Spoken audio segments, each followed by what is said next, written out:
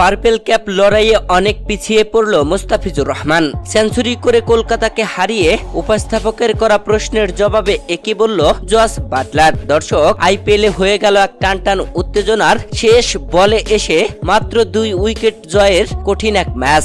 আইপিএলের 31তম ম্যাচে কলকাতার বিপক্ষে খেলতে নামে রাজস্থান রয়্যালস। আর এই ম্যাচে খেলতে নেমে কলকাতা আগে ব্যাট করে, যেখানে তারা আগে ব্যাট করে 223 রান সংগ্রহ করে সুনীল নারিনের দুর্দান্ত সেঞ্চুরিতে।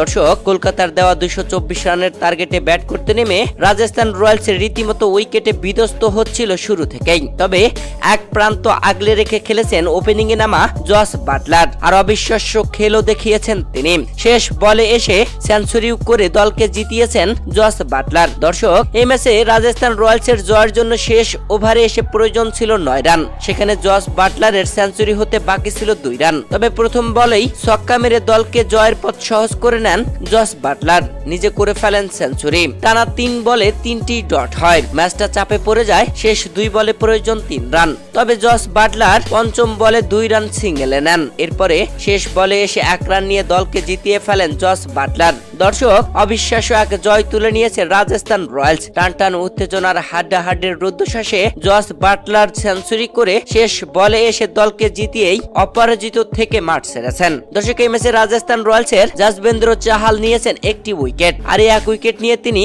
ভালোভাবেই পোক্ত হয়ে গেলেন পার্পেল ক্যাপের সর্বোচ্চ উইকেট শিকারীর তালিকার প্রথম স্থানে, যেখানে দ্বিতীয় স্থানে থাকা মুস্তাফিজুর রহমান নিয়েছেন 10টি উইকেট। তবে মুস্তাফিজ যশবেন্দ্র চাহালের থেকে 2 ম্যাচ কম খেলেছেন। দর্শক, 7 ম্যাচ খেলে যশবেন্দ্র চাহাল 12 উইকেট নিয়ে প্রথম স্থানে, আর দ্বিতীয় স্থানে মুস্তাফিজুর রহমান 5 ম্যাচ খেলে 10 উইকেট নিয়ে। দর্শক, এই ম্যাচে কলকাতার কাছ থেকে দুর্দান্ত সেঞ্চুরি করে দলকে জেতানোর পরে ম্যাচ সেরার পুরস্কার নিতেই উপস্থাপকের করা প্রশ্নের জবাবে জস বাটলার বলেন, আমি দেখেছি বিরাট কোহলি ও মহেন্দ্র সিং ধোনিকে এমন ফিনিশিং দিতে।